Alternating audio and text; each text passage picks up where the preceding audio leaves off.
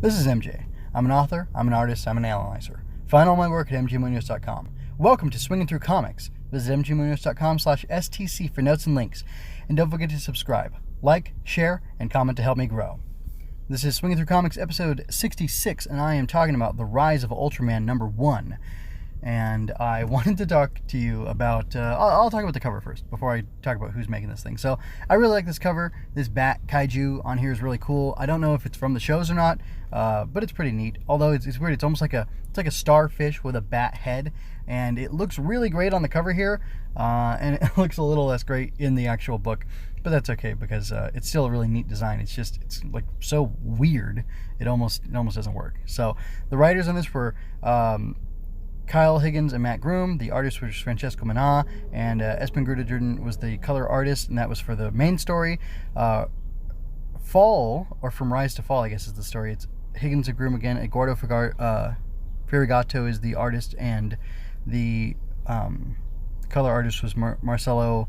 I gotta rewind this. Hold on real quick. And I don't want to neglect the cover artists were Arthur Adams and Rachelle Rosenberg. So yeah, like I said, it's a good cover, very effective, very cool stuff. I don't know how the art was split between the two of them, but they were the artists for the cover, so there's that. So I have to say I was a little bit surprised by this issue because I did not expect it to be, well, I don't know quite what I was expecting. I was expecting it to be good, and overall it was good, but there was a little bit of stuff in it that kind of weighed it down for me, and I guess that's what we got to get into, right? Marcelo Costa was the color artist on From Rise to Fall, and then Kaiju Steps, the writers were Kyle Higgins and Matt Groom, and Gurihiru was the artist on that. So that's the credits for everybody. Oh, letters are Ariana Marr, and I think that's it. So yeah, that's who was responsible for this thing. So I still have a problem with Manna's faces at certain angles. They just look weird to me. They feel weird to me. I don't like them. Like, the sequential art is good, the poses are good, but just something about the way the faces get twisted and like the features kind of deform at different angles just drives me nuts. Also, I don't really understand why Shin was yelling at his dad. He yells, "I'm Ultraman," and like, therefore you should know that Ultraman is a good guy and we can trust him and he's here to save us and things like that. And I think there's maybe something there more interesting, but I don't know. Higgins and Groom are trying to go with some nuanced point about the human experience that I don't quite get, and I hope it shapes up throughout the rest of the series, and I guess this is why it's called the Trials of Ultraman. And again, I don't know if it's going to be a full series or a mini series or whatever, but like, the idea that these, one of the things that bothered me most was the idea that these hippies in Southern California were being mean to a Vietnam vet, I would assume in 1970, or maybe a guy going off to Nam. He's got long hair and a beard, so he looks more like a vet than somebody who's about to enlist. You think he'd be gung-ho, and he looks, a little older, and he pulls a knife on them and stuff, which I would think he'd get from being a GI, and just the way he looks like a wanderer or something. So he's like a Vietnam veteran who's been hurt by the war, who's been hurt by the acts of the Empire, the United States sending all these American men to be killed in this stupid proxy war against the communists, which I'm now no friend of the communists, but a proxy war against them is stupid, especially because it led to so much death and destruction and pain and suffering. And like, that guy being attacked by these, Southern California hippies who didn't serve, like, that just doesn't make sense to me. It doesn't feel right. It doesn't feel true or accurate, and I don't know what side anybody's coming from politically, and I don't want to assume anything, but like, I like the idea that a soldier becomes especially a soldier from such a bad war, becomes a focal point for this hate and negativity that the kaiju feed on, and that enables them to grow stronger and more powerful and eventually cause, the kaiju crisis or whatever. But the fact that hippies did it by being mean to him and like physically assaulting him, that just doesn't work for me. And I say hippies, they were long-haired guys in the 70s. I think most guys had their hair longish in the 70s, so maybe they're not hippies, but it just doesn't make sense to me. Like, if you showed him at like the VA, with an amputated leg or something, and he was being abused or like not taken good care of, and he was resentful because of that, that would make a lot more sense. I mean, there was a whole crisis with Walter Reed in modern times, and like the Iraq and Afghanistan war veterans are not being properly treated, and they're being serviced by other veterans who are there just doing a job and just punching a clock. And I even know someone who's a Navy veteran, and he says, yeah, you go down there, those guys like they don't care about the job. They're getting paid anyway. It's like in a small way, some jobs in the military, at least some, it could be the whole thing, are kind of like almost like a different version of welfare, or like a small scale communism type thing. And I've heard that complaint from a few vets, and like there's no incentive to do your job well because you can't get fired, and you're guaranteed this job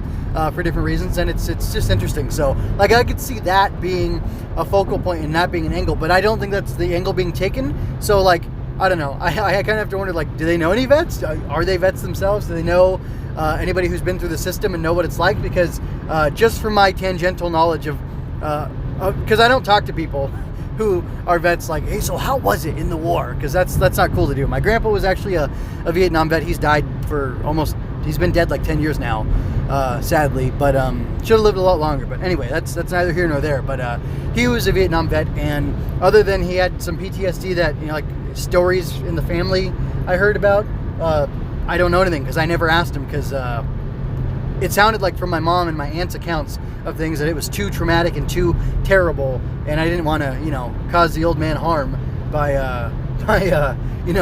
being a punk kid asking questions about it, because he's my grandpa and I love him. So anyway, so I wonder where that's coming from. That's not my biggest complaint. I'm more bothered by the art, but I also read Radiant Black 2 by Higgins, and some stuff rang weird in it to me, and it's like, are these like Trump? Not Trump. That was a slip of the tongue. Are these like troop / cop / flag / whatever supporters? Because like, I have no problem supporting like the idea of America. I think the American ideal is very beautiful, but it's there's a lot of problems, a lot of flaws that we should acknowledge so that we can take care of them. Kind of like how Shin Hayata, to bring this all back, wants the USP to update their uniforms and be public and have it publicly known that there's this Ultraman who's trying to help people and who's trying to make everything good, because you have to face problems head on. You have to face the darkness. You have to face the pain. You have to face the negativity within yourself head on, or you can't grow. You can't change. You can't make things better. It causes things to fester and become worse, and that's the truth. That is the truth, even if people don't want to face it, and that's a truth you need to face, I guess. Anyway, that's enough negativity for now. I don't want to feed the kaiju. So I liked this, like the underwater battle was cool, except I wish the kaiju was a little different, like I said earlier. But anyway, it had good movement. It had like a lot of energy in it. There's these really cool like pop-up panels that they're doing at these weird angles and stuff, where you can feel Ultraman is winding up, and then he dives towards the kaiju, and he's like rocketing it to the bottom of the ocean, and it was a cool scene. It was very, very nice looking. I really felt the momentum, and I like how the shot was framed. So that was definitely good. I got to say, some of the action in here is really fantastic, and just like the form of the drawings themselves is all really good. It's just some detail stuff I don't like. So, and also the coloring is really good too. Very, it feels moody, even though I know it's just underwater, so it's not like a mood. It's a different place. And then we got this old German lady. I don't remember her name. She's like Commander, Hergensturgen or something. And sorry. Like I see that she's faking in a wheelchair. I didn't catch that till I was going through again the second time to grab images and stuff, because I read it first and then I went back through for images. But anyway, when I went through the second time, I noticed she's not in her wheelchair, and that was pretty cool. And she's the lady from the Ultra Q special who, well, go back to Ultraman, Rise of Ultraman issue 1 if you want to see that. That Ultra Q story was super cool. I loved Michael Cho's art in that. Anyway, and the writing was good. It was Higgins and Groom again. So you get varying quality in some of these things, or maybe it's like they're better suited to certain styles. I'm not sure, but it's not perfect, but I do really like it. I'm very positive about it. But like this mysterious, white dude of light that comes out of her eyes or doesn't come out of her eyes, or I'm not sure, because they make him look like he's projected, but then where's he being projected from? That's kind of a silly detail. So, but like I said, I mostly like that. And that was kind of an interesting scene. It's building up the intrigue. There's a lot of setup going on here, and I'm not sure. I'm really not sure what's going on. I'm kind of that rise and fall, or from rise to fall section in the back was interesting. That's a back issue, right? That was pretty interesting. I wonder, like, what's going to happen with that, that weird lady. Like the Garuda sort of looking kaiju reminded me of and maybe this is just because I was talking about it on Concrete Revolutio, how like the original design for Ultraman was supposed to be like a Garuda or like an alien or like a lizard type thing, which I guess, anyway.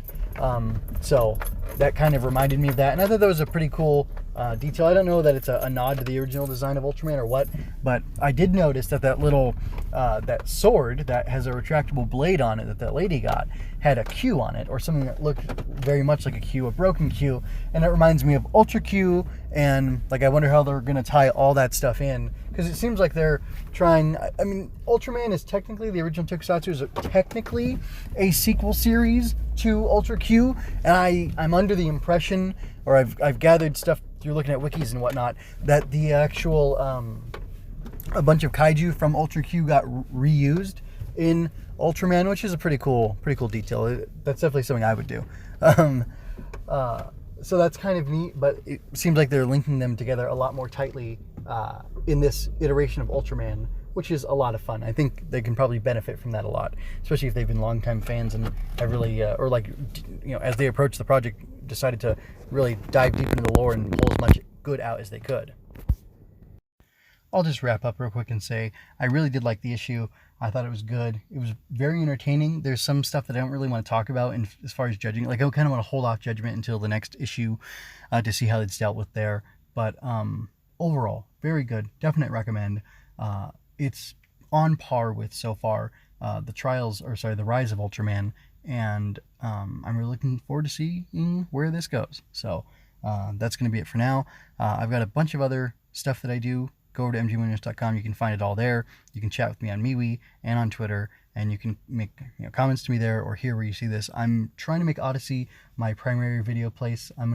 My goal is to put all my new stuff there, and then I was supposed to be getting everything automatically backed up there, but I might just have to manually do it. So stuff will still go up on the other place, the more common place where I've been gaining some subscribers. But I'd rather be on Odyssey because it's a better platform. It's more secure.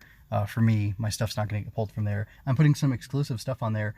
I'm reviewing Ultraman Z right now, and I'm putting some exclusive stuff up there, and it won't get taken down by Subaru because they like to take things down. So anyway, go ahead and check all that out, and until next time, folks, take care, and remember, or I want to leave you with peace and blessings, and I want to say to you that I encourage you to remember that you don't have to shout henshin to be a hero.